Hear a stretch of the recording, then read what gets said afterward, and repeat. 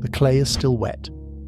The scribe presses the edge of the reed into the soft surface, and the wedge-shaped mark it leaves will outlast him by 4,000 years. He is copying something old. Older, he's been told, than the city around him. Older than the ziggurat whose shadow falls across the courtyard outside. The words he is copying were old when his grandfather's grandfather first heard them recited, and even then the priests said they had come from before the flood, before the great water that remade the world, before the time when the Anunnaki, the gods who had come down, the great ones of heaven and earth, decided that what had been built would not be permitted to stand. He does not question this. He copies. The text he is working from describes a list of kings, not kings in any ordinary sense. These are rulers who governed before the flood, in cities so ancient that the scribe himself cannot fully picture them. The numbers attached to these reigns are staggering. One king ruled for 28,800 years, another for 36,000 years, a third for the same. 8 kings in total, across 5 cities, ruling for a combined span of 241,200 years. And then the flood came, and everything they had built, everything they had known, was gone, swept away. Erased so completely that what survived fit on a single clay tablet. The scribe finishes the column. He smooths a rough edge with his thumbnail. Outside, the city of Nipper continues its noise, the smell of bread baking, the sound of donkeys on stone, the low argument of merchants near the canal gate. He does not find it strange that the world before the flood left so little behind. The Anunnaki willed it so. That is what the text says. That is what the text has always said. This is a documentary about that erasure, about what the oldest written tradition on Earth says was destroyed, who it says destroyed it, and why the traces that did survive, fragments pressed into clay and buried under cities built on top of cities built on top of cities, tell a story far more specific than legend. The antediluvian kings are named, the 5 cities are named, the Anunnaki are named. And the mechanism of the erasure, the flood itself, is described in such detail across so many independent texts, in so many different languages from so many different cultures, that the question is not whether the tradition is consistent. It is. The question is what it was consistent about. You're listening to a long-form documentary designed for calm listening, for the hours when the day has ended and the mind wants something to move through slowly. This one runs close to 2 hours. It will stay with you at a steady pace, without rushing, without drama. The topic is the Sumerian textual tradition, the oldest written records in human history, and what those records say about a civilization that came before the one we know, a civilization the texts say was ended deliberately, ended by the Anunnaki, stay until the end. What the oldest clay tablets say about the world before the flood is more specific, more internally consistent, and more unsettling than most people realize. The official account of Sumerian history is clean and manageable. Around 5,000 years ago, in the river valleys between the Tigris and Euphrates, the land the Greeks would later call Mesopotamia, the land between the rivers, a culture developed writing, built cities, organized large-scale agriculture. This is the oldest civilization we formally recognize, Sumer. And within a few centuries of the first scratches on clay, the Sumerians were already producing texts of enormous complexity. Hymns, laments, creation accounts, king lists, flood narratives, epics of gods and heroes. The official account then says this: the stories in those texts about gods ruling the earth before human kings, about reigns of tens of thousands of years, about a great flood that reset the world. Those are mythology. They are the religious imagination of a people projecting their own institutions backwards into a sacred past. The long reigns are symbolic. The gods are personifications of natural forces. The flood is a local river event, probably in the Euphrates Valley, that was remembered and magnified. This is the consensus position, and it has serious arguments behind it.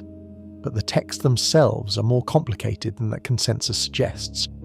The Sumerian king list, the primary document, the one the scribe in Nippur was copying, does something unusual for a mythology. It switches registers. It lists the antediluvian kings with their impossible reigns, and then, at the moment of the flood, it makes a sharp transition. The flood swept over. After the flood had swept over and the kingship had descended from heaven, the kingship was in Kish. And then the reigns get shorter. dramatically shorter. The post-flood kings reigned for hundreds of years at first, then dozens, then numbers that begin to look familiar. The list is performing a specific rhetorical operation. It is showing the world before as categorically different from the world after.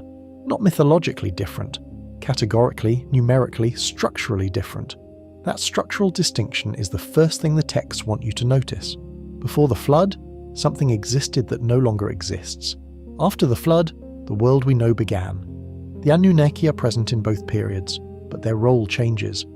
Before the flood, in the oldest Sumerian accounts, the Anunnaki are not metaphors. They are the active administrators of the earth. They decide where cities are built, they apportion labour, they establish kingship. They hold what the texts call the me, a word that refers to the fundamental attributes of civilization, the divine rules and technologies and offices that make an ordered society possible. The me are listed in the text with specific items: kingship, the scribal arts, descent to the underworld, the musical instruments, the art of woodworking, the art of leatherworking, the art of metalworking. They are not abstract virtues. They are operational categories. The Anunnaki held them, distributed them, and when the decision was made to end what existed, they withdrew them. This is not a peripheral claim in the Sumerian corpus. It is central. The flood was not random weather. The texts are explicit. It was a decision made by the Council of the Anunnaki, led by Enlil, the great lord of the air, the god whose temple the scribe in Nippur was serving at that very moment. Enlil decided that humanity had become too loud, too numerous, too disruptive. The word the texts use, Rigmu in Akkadian, the language that absorbed and translated much of the Sumerian tradition, is usually rendered as noise or clamour, but it carries a deeper meaning, a kind of systemic disorder, a disruption of the order the Anunnaki had established. Humanity had grown beyond what the plan required, and so the plan was revised, drastically. The mechanism chosen was a flood, but there was a dissenter among the Anunnaki. His name, in the Sumerian tradition, was Enki, the lord of the Abzu, the freshwater deep, the god of wisdom and craft and writing. He disagreed with Enlil's decision. He could not speak the secret of the gods directly. The Anunnaki had taken an oath of silence, a collective agreement that no member of the council would warn the humans. But Enki was a god of words, and gods of words know how to speak around an oath. He went to the house of Ziusudra, or Utnapishtim in the Akkadian version, or Atrahasis in another, and he spoke to the wall. He spoke to the reed fence. He did not address the man directly. He told the wall what was coming, and the man heard it through the wall. This detail, the speaking to the wall, is not a narrative quirk. It appears in multiple independent versions of the flood story across multiple centuries of Mesopotamian writing. It is a fixed element, it is part of the canon, and it reveals something about how the Sumerian tradition understood the relationship between the Anunnaki and humanity during this moment.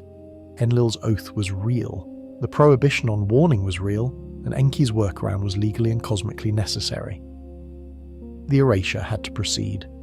What could be saved had to be saved through a mechanism that preserved the formal structure of the decision while creating an exception within it.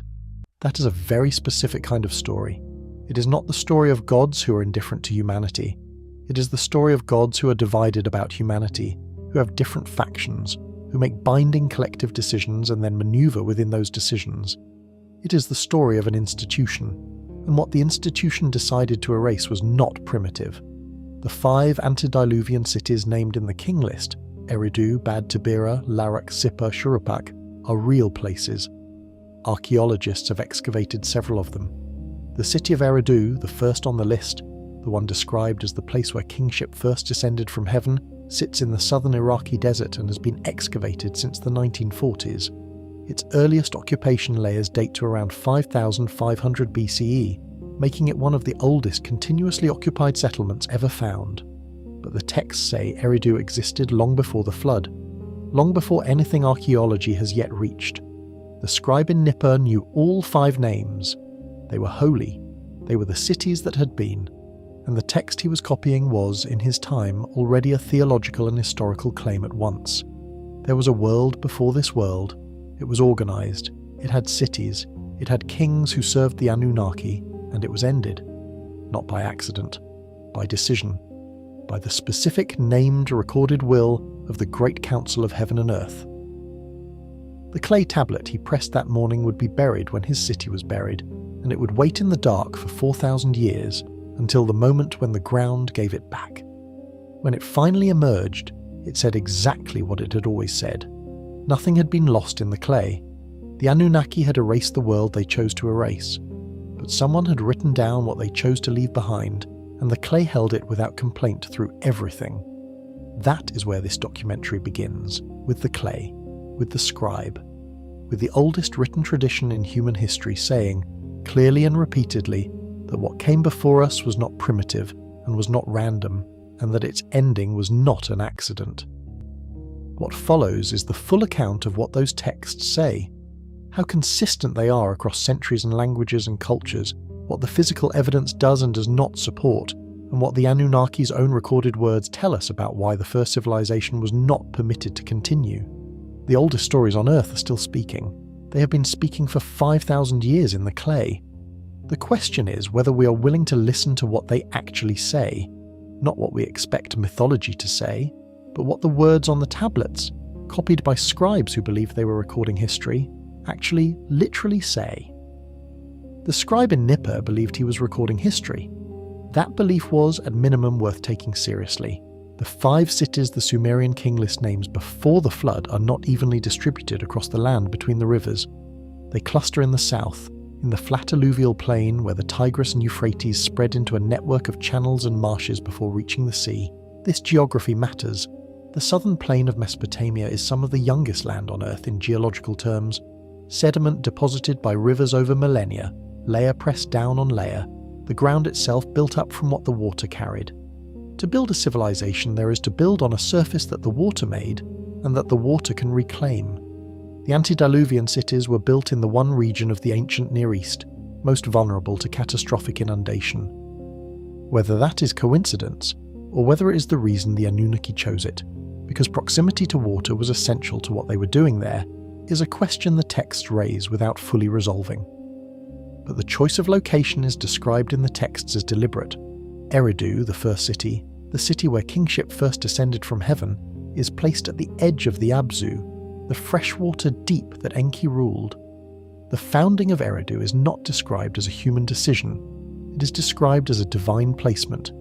The Anunnaki chose where the first city would stand. They chose the land between the rivers, and when the time came to end what they had built, the land between the rivers was the instrument.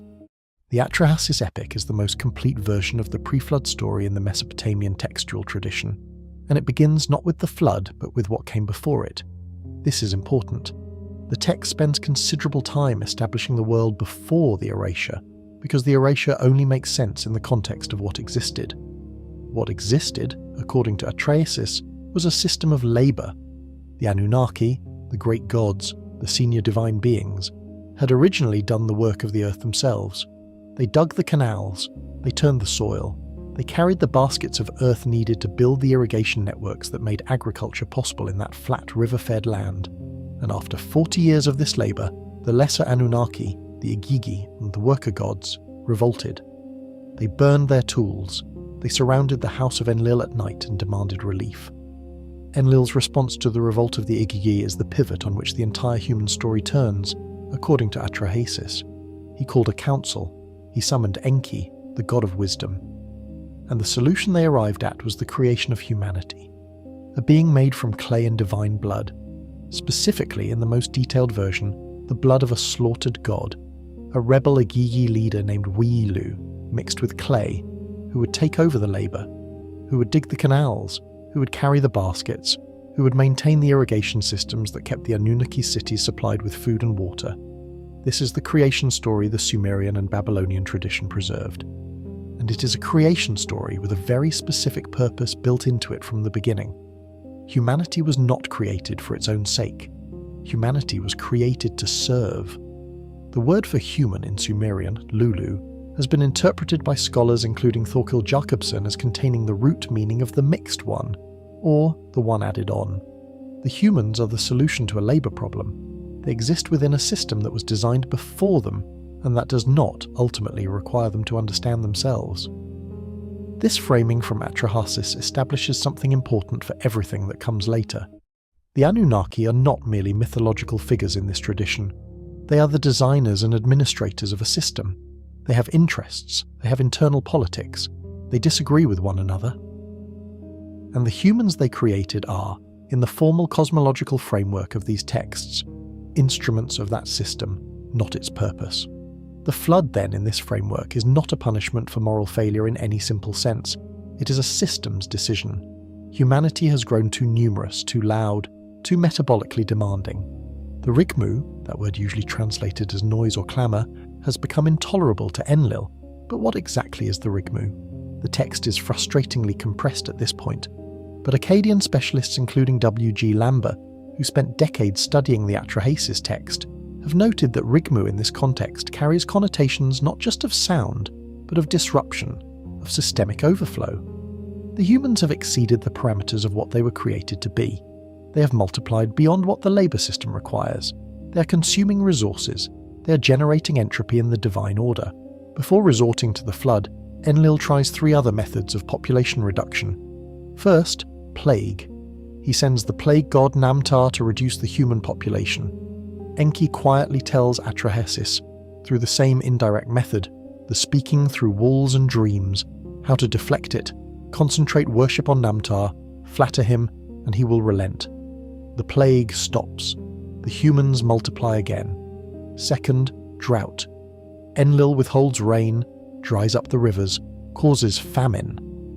Again, Enki intervenes with instructions. Worship the weather god Adad, focus offerings on him. The rain returns, the humans recover and multiply again.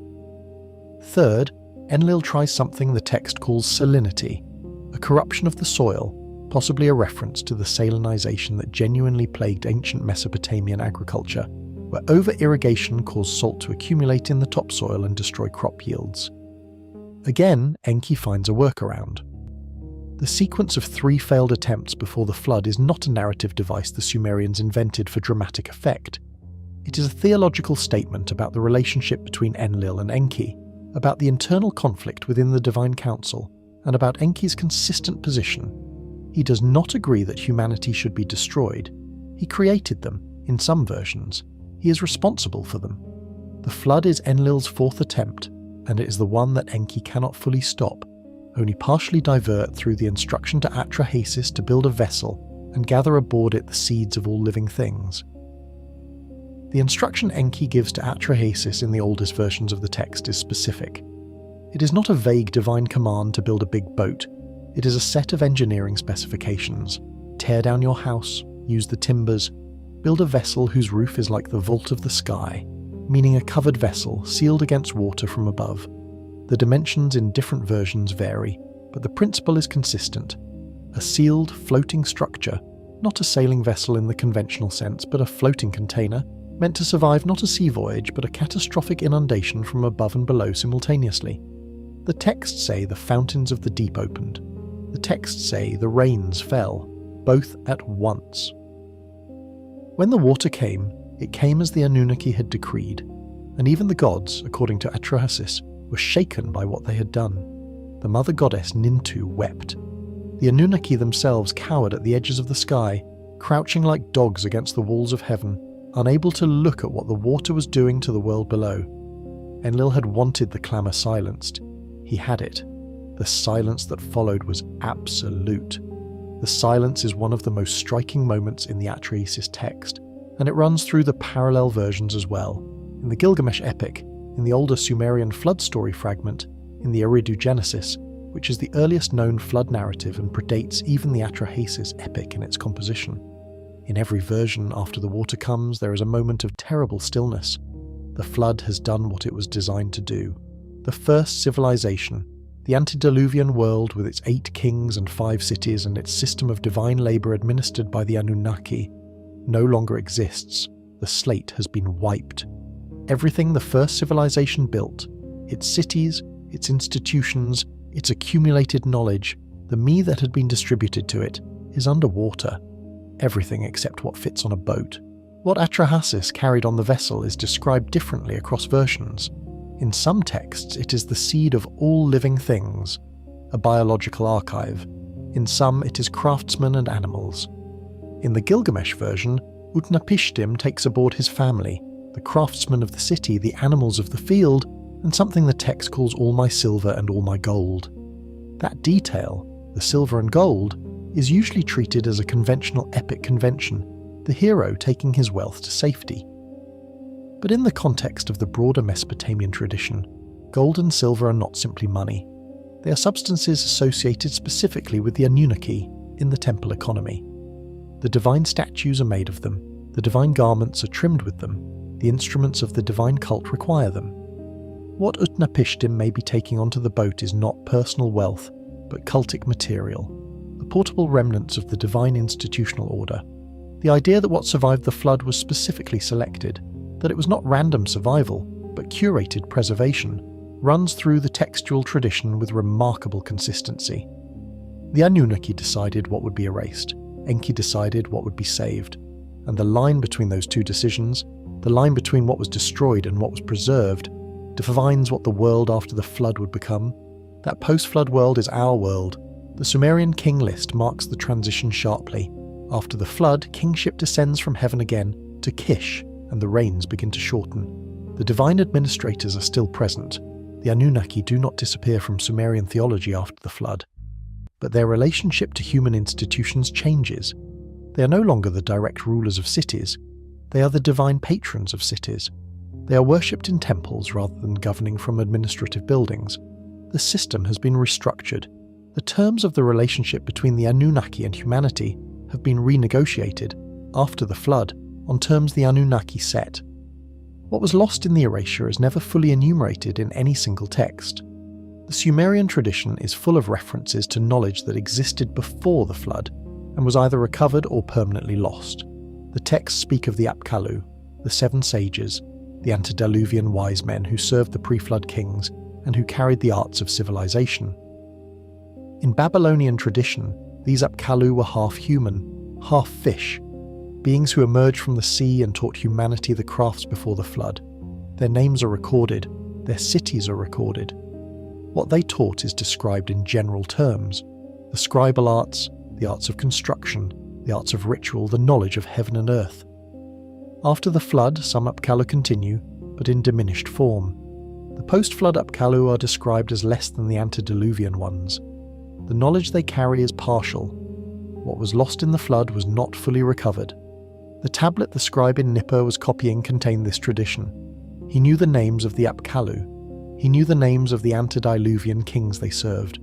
He was copying a list of what had existed before the water came and ended it, because preserving the names of what had been erased was, in the Sumerian understanding, the closest thing possible to keeping it alive. The names were all that remained, and the clay held the names. The city of Eridu sits in what is now the southern Iraqi desert, about 12 miles southwest of the ancient city of Ur. Today it is a low mound rising from a flat and featureless plain, surrounded by salt flats that shimmer in the heat. Nothing grows there. The wind moves across it without obstruction, but underneath that mound, pressed down through meters of accumulated sediment, there are the remains of 18 successive temples, one built on top of the ruins of the one before it, reaching down to a level of occupation that dates to approximately 5,500 years before the Common Era. The lowest temple, the oldest structure, the one at the very base of the sequence, is a single room, about 3 meters by 4, with a mud brick altar and a layer of fish bones on the floor in front of it. Fish bones on the altar of the oldest temple in the world, an offering to Enki, the lord of the freshwater deep, whose city this was according to the king list. The fish were brought to the god before anything else existed in writing, before the wheel, before the seal, before the administrative tablet. The gesture of the offering was older than the civilization that later described it. Eridu is the beginning of the Sumerian story in both the textual and the physical record. The king list names it as the place where kingship first descended from heaven. The Eridu Genesis, the Sumerian creation narrative that is among the oldest coherent literary texts known, describes Eridu as the city built after the creation of humanity, the city established by the gods as the first institutional presence of divine order on earth. And the archaeology, remarkably, does not contradict this primacy. Eridu's earliest occupation layers are older than those of Uruk, older than those of Ur, older than any other site in southern Mesopotamia so far excavated to its deepest levels. Whatever the Sumerians meant when they said Eridu was first, they were, in at least the physical sense, correct. Something was there first. What that something was is where the text and the archaeology begin to diverge. The archaeology shows a small, continuously occupied settlement that grew in complexity over 2,000 years, developing from a single-room shrine to a large temple complex surrounded by a city of considerable size. This is the orthodox account, and the physical evidence supports it. The textual account says something additional, that Eridu and the 4 cities that followed it before the flood existed within a framework of divine governance, that the kings who ruled them did so under the direct authority of the Anunnaki, that the me, the operational attributes of civilization, were not invented by the humans who lived there, but were granted to those cities from above. The tension between those two accounts is not easily resolved, and the honest position is that the archaeology cannot directly address the theological claims of the texts. What the archaeology can do is establish that the physical antecedents of Sumerian civilization are older than the writing that describes them, which creates a genuine question. What was happening in the centuries and millennia before the earliest clay tablets in the same geographic space the texts describe as antediluvian? The answer the excavations have given, slowly and incompletely, is the Ubaid period. Named after the site of Tel al-Ubaid near Ur, the Ubaid culture occupied southern Mesopotamia from roughly 6,500 to roughly 3,800 BCE, a span of nearly 3,000 years that predates the earliest Sumerian writing by well over a millennium. The Ubaid people built temples. They traded across enormous distances. Ubaid-style pottery has been found at sites around the entire Persian Gulf, from Kuwait to Oman to the eastern coast of the Arabian Peninsula. They had craft specialists. They had administrative systems sophisticated enough to manage interregional exchange.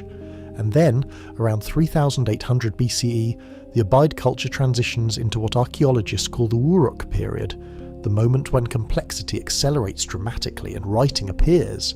The Ubaid people are not the Sumerians in any direct linguistic sense. The origin of the Sumerian language is one of the most contested questions in ancient linguistics, and it does not appear to be related to any other known language family. But the Ubaid people built the foundations that the Sumerians built upon. And the Sumerian tradition, interestingly, does not claim that Eridu was empty before the gods came. It claims that the gods organized what was already there. The humans were already present. The Lulu, the mixed ones, created to serve. What the Anunnaki established was the institutional structure, the kingship, the temple, the administrative hierarchy, the me. Bad Tibera is the second city on the antediluvian list. Its name means something close to the fortress of the copper workers, or the place of the coppersmith. This is a striking detail. A city named for metalworking, in a period the tradition describes as existing before the flood, before the beginning of recorded history. Copperworking in the ancient Near East is documented archaeologically from at least 6,000 BCE in the Fertile Crescent, with more sophisticated smelting techniques developing through the Chalcolithic period, the Copper Age, that overlap significantly with the Ubaid culture. The name Bad Tibera suggests that the second city of the antediluvian world was associated specifically with craft production, with the transformation of raw materials into tools and objects. Not a city of farmers, not a city of fishermen, a city of smiths. The god associated with Bad Tibera in the Sumerian tradition is Dumuzi, the shepherd god, later known as Tammuz in the Akkadian tradition, the dying and rising deity whose annual cycle of death and resurrection became one of the most widely distributed religious motifs in the ancient Near East. But the city's name points not to shepherding but to copper. The two associations, the pastoral deity and the metalworking city, are not contradictory in Sumerian theology. Dumuzi was also associated with abundance and craft. What the name of Bad Tibera preserves, embedded in the antediluvian list, is a memory of specialization. The second city of the first civilization was a city of craftsmen, of metal workers, of people who had mastered the technology of transforming ore into tools. Larak, the third city, is less archaeologically attested than Eridu or Shuruppak, and its location has been debated for over a century. The tradition associates it with the god Pabilsag, a figure connected with hunting and with the constellation later associated with Sagittarius. Sippar, the fourth city, is better documented. It sits near the modern city of Abu Habba in Iraq, and its ruins have been excavated repeatedly since the 19th century. Sipar was associated with the sun god Utu in Sumerian and Shamash in Akkadian, the god of justice and light, whose symbol was the solar disk. The city was famous in historical times for its temple of Shamash and for its archive of legal and administrative tablets. That Sipar, a city of law and light, was antediluvian in the Sumerian memory is consistent with the tradition's insistence that the institutions of civilization, including justice, were established before the flood and had to be re-established after it. Shuruppak is the fifth and final antediluvian city, and it is the most significant for the flood narrative because Shuruppak is where Atrahasis, or Ziusudra, or Utnapishtim, the flood survivor, the one who built the vessel, lived. The city of the survivor is the last city before the water, and Shuruppak has been excavated. Its ruins lie beneath the modern site of Tel Farah in southern Iraq. The excavations found evidence of a massive flood deposit, a thick layer of water-laid silt, dating to around 2900 BCE, sitting above the early dynastics period remains. Not the only flood deposit in Mesopotamian archaeology, and not the earliest, but present. The water came to Shuruppak. Whatever destroyed the Shuruppak of the early dynastic period left a physical mark in the ground that subsequent cities were built on top of. The 5 antediluvian cities taken together form a pattern. They are not randomly chosen symbolic names. They are geographically coherent, all in the southern alluvial plain. They are functionally differentiated. A divine city, a craft city, a hunting city, a city of justice, a city of the survivor, and they are associated with specific Anunnaki: Enki at Eridu, Dumuzi at Bad Tibera, Pabilsag at Larak, Utu at Sipar, Sud at Shuruppak. The antediluvian world, as the texts describe it, was not a uniform civilization. It was an organized system of distinct centers, each one administered by a specific member of the Divine Council, each one serving a specific function in the larger apparatus that the Anunnaki had established. This is consistent with how Sumerian theology understood the Divine Council more broadly. The Anunnaki were not a monolithic group. They had ranks, designated in the text by a system of numerical values. Anu, the sky god, was 60. The perfect number in the Sumerian sexagesimal system. Enlil was 50, Enki was 40. Each major deity had a number, and the numbers expressed their position within the hierarchy. The council that decided to flood the earth was not a committee of equals. It was a structured institution with clear lines of authority, and the decision to erase the first civilization was made through that structure, according to its rules, with its internal descent, Enki's descent, recorded and acknowledged. The recording of the descent is, in some ways, the most revealing detail of the entire tradition. An institution that was simply mythological, simply a projection of human power onto divine beings, would not need to record its internal disagreements with such specificity. Enlil decides. Enki disagrees. The council takes an oath. Enki finds a workaround. The survivor is saved. After the flood, Enlil is furious that anyone survived. He accuses Enki of breaking the oath. Enki defends himself. He did not tell the man, he told the wall. Enlil accepts this, because the formal structure of the oath has been technically preserved. And then Enlil himself grants the flood survivor immortality, and places him at the mouth of the rivers, at the edge of the world, separated from ordinary humanity. This sequence, the argument between Enlil and Enki after the flood, appears in the Gilgamesh epic, in the Atrahasis epic, and in fragments of the older Sumerian flood story. It is not decorative. It is the theological resolution of the central conflict. Enlil wanted total erasure. Enki ensured partial survival. The compromise, immortality and exile for the survivor, re-establishment of kingship for the new humanity, is the settlement that defines the world after the flood. The world we know is the product of that settlement. Its terms were set by the Anunnaki. Its limits were defined by what the Anunnaki chose to preserve and what they chose to erase. What they chose to erase was, by their own account in these texts, the world that had grown too large, too loud, too far beyond the parameters of its design. What they chose to preserve was enough to restart the system on a smaller scale under tighter terms. The new humanity after the flood still builds cities, still digs canals, still brings offerings to temples, but the reigns are shorter, the knowledge is reduced, the direct presence of the Anunnaki in civic administration has been replaced by a more mediated relationship. Gods in temples, accessible through ritual and priest, no longer walking the administrative halls of the city in the way the antediluvian texts imply. The first civilization was erased because it had fulfilled its function and exceeded it. The new civilization that replaced it was designed with that excess in mind. That, at least, is what the oldest written tradition on Earth says. The clay tablets say it in Sumerian, the clay tablets say it in Akkadian, the clay tablets say it in Babylonian, and the city of Shuruppak, under the Iraqi desert, still carries the mark of the water in its soil. The Gilgamesh epic is the oldest long-form narrative in human literary history. It survives on 12 clay tablets, written in Akkadian, assembled in something close to its canonical form during the reign of the Assyrian king Ashurbanipal in the 7th century BCE, in the Great Library of Nineveh. But the stories it contains are older than that assembly by at least 1,000 years, and some of the individual episodes reach back to Sumerian originals that predate the Akkadian versions by another 500 years. The Epic of Gilgamesh is not a single composition. It is a compilation, a gathering of very old material into a single continuous narrative. And the question it asks at its centre is the same question the Anunnaki texts always return to. What did we lose? And why? Gilgamesh is the king of Uruk. The text describes him as 2/3 divine and 1/3 human, which in the Sumerian cosmological framework is not a poetic flourish, but a genealogical statement. His mother was the goddess Ninsun, and his father was a human king named Lugalbanda. He is described at the opening of the epic as a man who had seen everything, who had gone to the ends of the earth, who had survived great hardship, and returned to write his journey on a stone.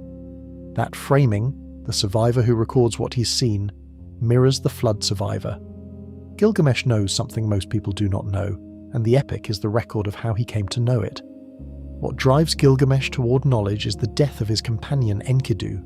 Enkidu was created by the gods, specifically by Ururu, the mother goddess, at the request of the citizens of Uruk who found Gilgamesh too aggressive, too demanding, and he was made from clay and divine concept, a being of the wilderness who ran with the animals and had never known a city. After his encounter with civilization, Enkidu becomes Gilgamesh's closest companion, the one person whose death Gilgamesh cannot rationalize or endure. When Enkidu dies of an illness sent by the gods as punishment for the killing of the bull of heaven, Gilgamesh does something no other king in the Sumerian tradition attempts. He goes looking for the man who survived the flood, because that man was given immortality by the Anunnaki, and Gilgamesh wants to know how to obtain it.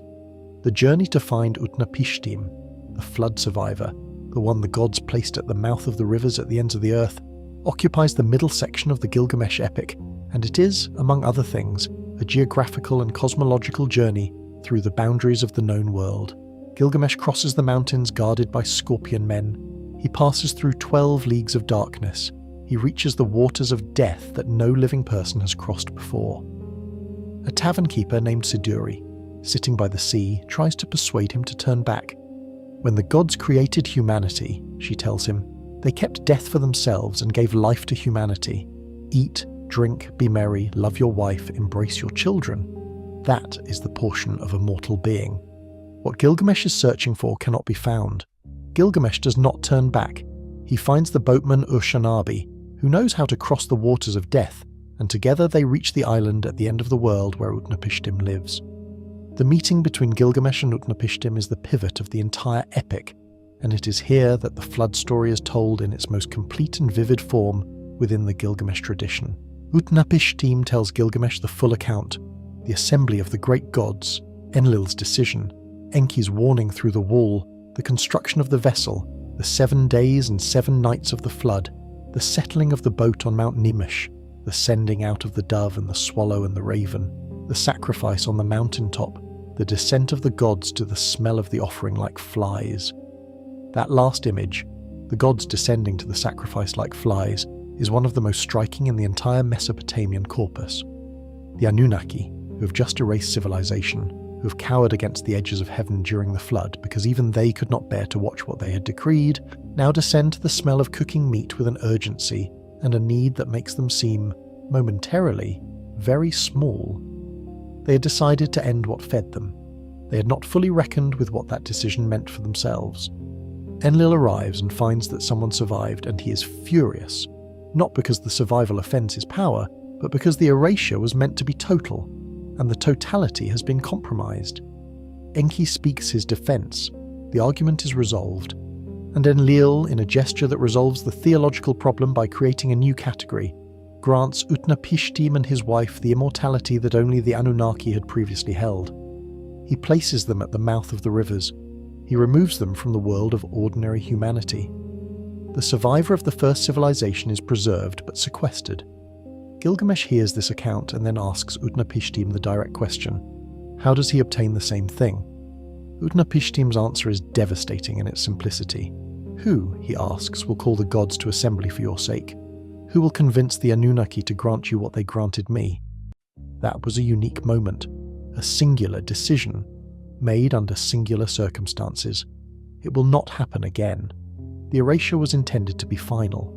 What was saved once, and what was given to the survivor was given once.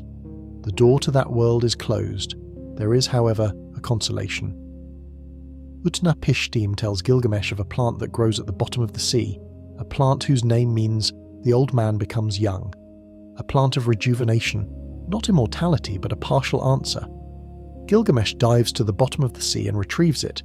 He plans to bring it back to Uruk, to test it on an old man first, and then to take it himself.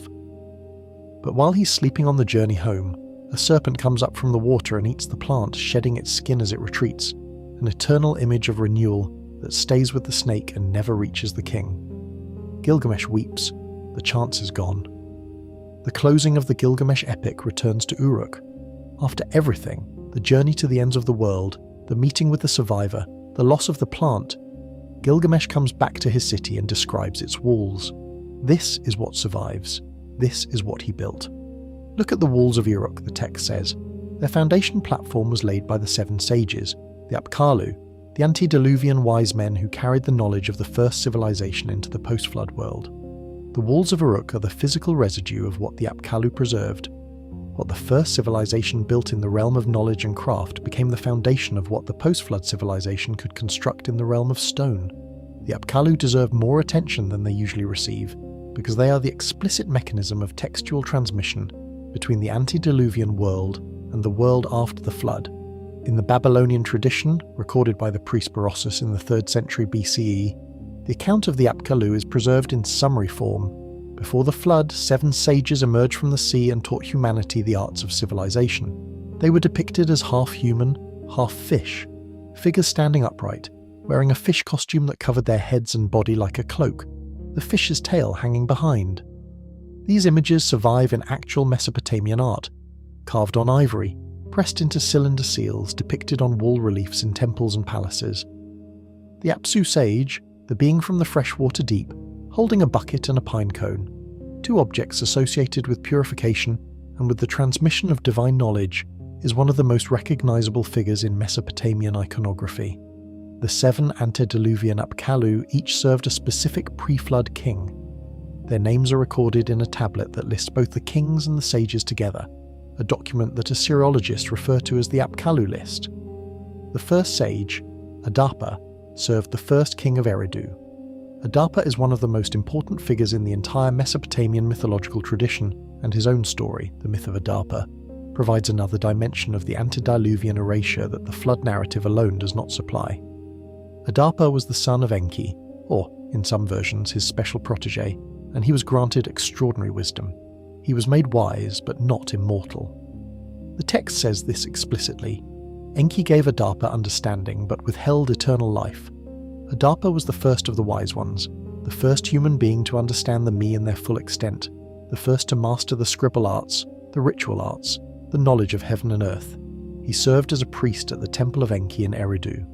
He fished in the sea for the temple offerings, and one day the south wind capsized his boat, and in his anger he broke the wing of the south wind, an act that drew the attention of Anu, the sky god, the highest of the Anunnaki. Anu summoned Adapa to appear before him in heaven. Enki prepared Adapa for the audience. Dress in mourning clothes, he told him. Speak humbly to the gatekeepers, flatter Dumuzi and Ningish Zida who guard the gate. And above all, when Anu offers you food and drink, do not eat and do not drink. What he will offer you is the food of death. Adapa did as he was told. He appeared before Anu. He charmed the gatekeepers. Anu, impressed by his presence, offered him the food and water of life. the substance that grants immortality, the same category of thing that Utnapishtim was given after the flood, and Adapa refused it, because Enki had told him it would kill him. He refused immortality in obedience to the god who had taught him wisdom, and in doing so he condemned all of humanity to mortality. The tragedy of the Adapa myth is subtle and enormous. Enki either made an error, mistook the food of death for the food of life, or he deliberately prevented Adapa from obtaining immortality, because a wise and immortal human being was not part of the plan. The texts do not resolve this ambiguity. They leave it open, and that openness is itself a theological statement. The Anunnaki's management of humanity was not always benevolent, was not always transparent, and the limits placed on human existence were built into the system from the very beginning, before the flood, before the erasure. Mortality was a design feature. Wisdom without immortality was the precise combination the Anunnaki were willing to permit. This has a direct bearing on what the flood erased. The antediluvian world, according to the texts, was not a world of mortal ordinary humans building cities by trial and error. It was a world in which wise beings, the Apkallu, partly divine, partly human, partly something else, served as intermediaries between the Anunnaki and the general human population. These wise beings held the knowledge, they transmitted it downward, to the craftsmen of Bad Tibira, to the priests of Eridu, to the administrators of Sipar. They were the nodes of the information system that kept the antediluvian civilization functional, and when the flood came, all but the smallest remnant of that system was destroyed. The post-flood Apkallu, the sages who appear after the water recedes, are described in the texts as lesser beings. They are Manu, human craftsmen and scholars, rather than Apkallu in the full antediluvian sense. They know things, but they know less. They can reconstruct some of what existed, but not all. The foundation they lay under the walls of Uruk is the foundation of a reduced world, a world built on the partial knowledge that survived the erasure. The Gilgamesh epic ends with that foundation. The walls of Uruk, solid and beautiful and enduring, built on what the 7 sages managed to carry through the flood. It is the monument to what was saved, which is another way of saying it is the monument to what was lost. The flood story is not a Sumerian story. That is one of the most important things to understand about the Mesopotamian textual tradition, and it is something the ancient world itself seems to have understood. The story of a divine decision to destroy humanity through water, of a single righteous or favoured survivor who builds a vessel and preserves the seed of life, of a great water that covers the earth and then recedes, of a bird sent out to find dry land. This story appears in cultures so widely separated in time, geography and linguistic family that its distribution is one of the genuinely remarkable facts of comparative mythology.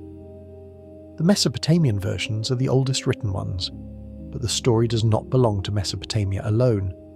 In the ancient Indian tradition, the Shatapatha Brahmana, one of the oldest prose texts of the Vedic corpus, composed in Sanskrit and dating in its earliest layers to approximately 800 BCE, though containing material considerably older, tells the story of Manu, the first man, who is warned by a great fish that a flood is coming. The fish, which grows to enormous size and must be moved from vessel to vessel as it grows, instructs Manu to build a ship. The flood comes, covers all the mountains, and Manu alone survives.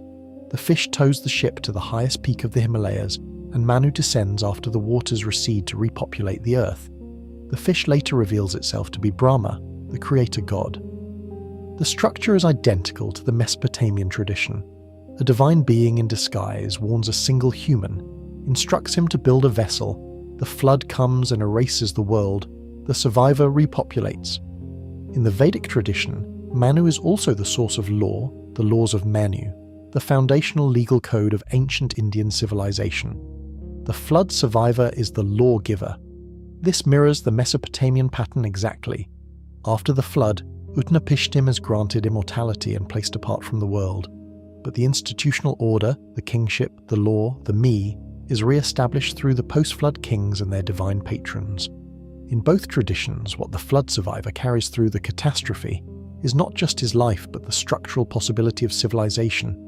The survivor is the seed not only of the human species, but of the human institution. The Greek tradition preserves the same pattern in the story of Deucalion and Pyrrha. Deucalion was the son of Prometheus, the titan who gave fire to humanity, who stole what the gods had kept for themselves and gave it to mortals.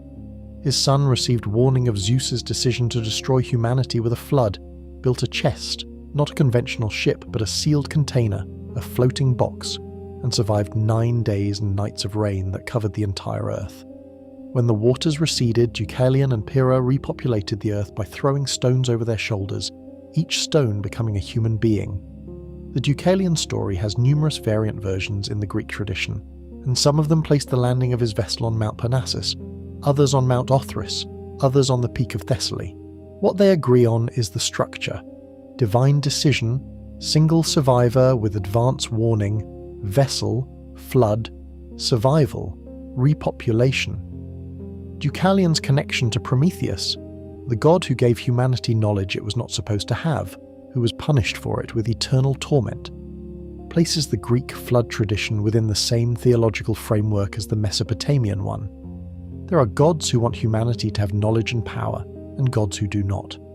The flood is, among other things, the instrument of the gods who want limits on what humanity possesses. What Prometheus gave humanity, Zeus tried to erase by sending the water. What Enki preserved through atrahasis was the minimum necessary to restart a system under tighter constraints. The Chinese tradition contains a flood narrative that differs structurally in one important respect. In the Chinese version, the flood is not sent by the gods as a punishment or a reset.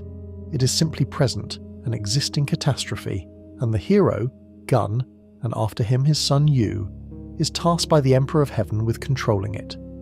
Gun tries to stop the flood by stealing the swell soil from heaven, a magical earth that can dam the waters.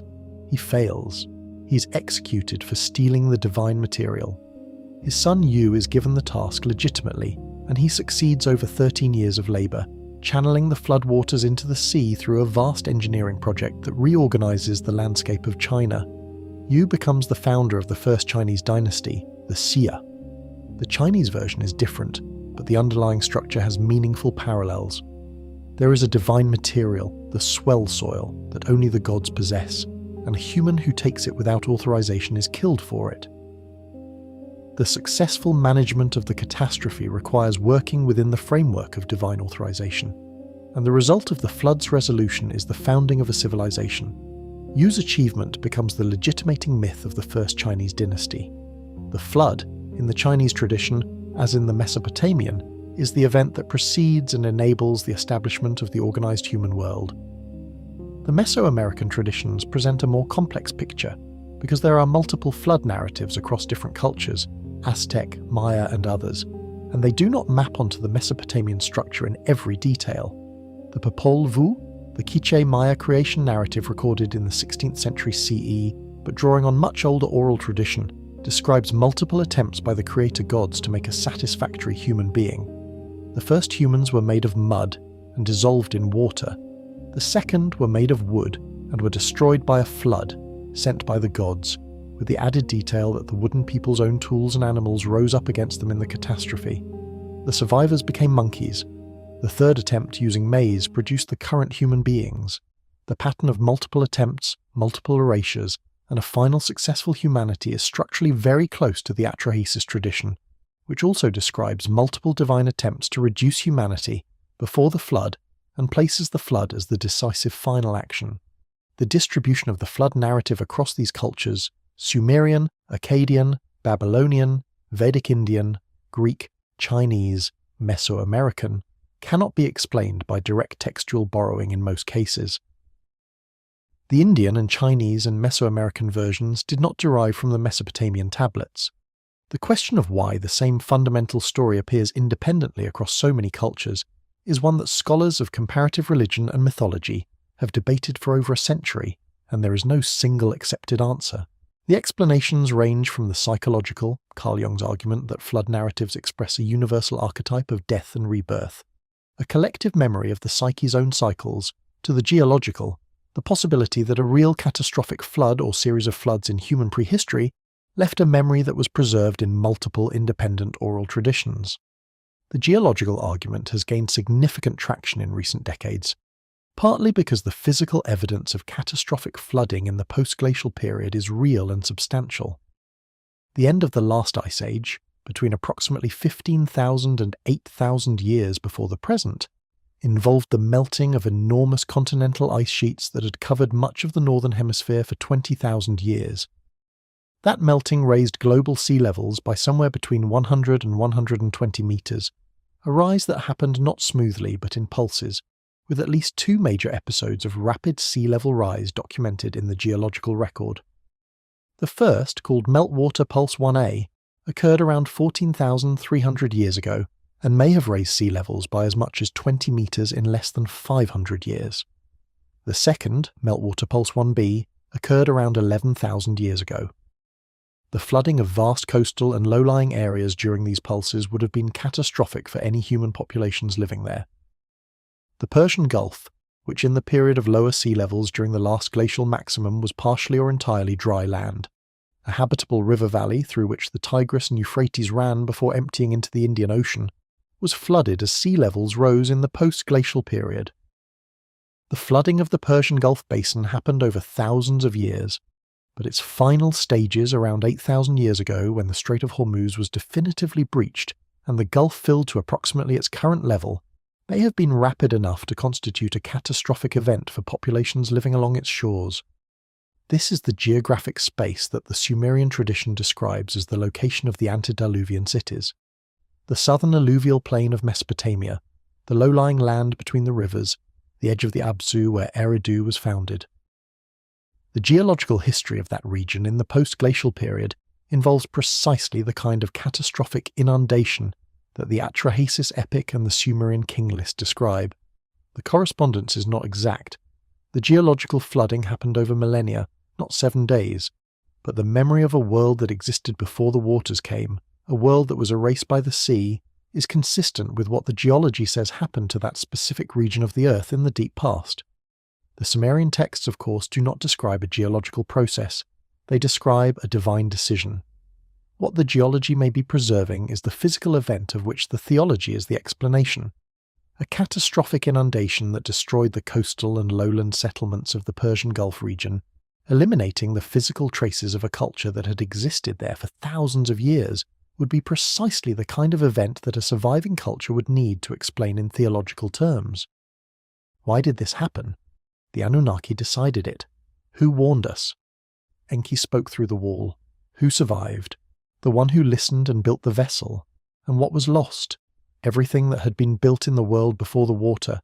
The convergence between the geological evidence for post-glacial flooding in the Persian Gulf region and the textual tradition of the Sumerian flood narrative does not prove the literal truth of the Anunnaki account. What it does is establish that the tradition is anchored in a real physical event of sufficient scale to erase the material traces of a culture. Whatever existed in the lowlands of the Persian Gulf before the post-glacial flooding is now under water, somewhere between 30 and 40 meters of water, across a sea floor that has not been systematically excavated and may never be. The first civilization, whatever it was, may be physically present under the Gulf, erased not by the will of the gods, but by the physics of a warming planet at the end of an ice age, and remembered in the only form in which memory can survive such a loss, on clay tablets pressed by the hands of scribes who believe they were recording history,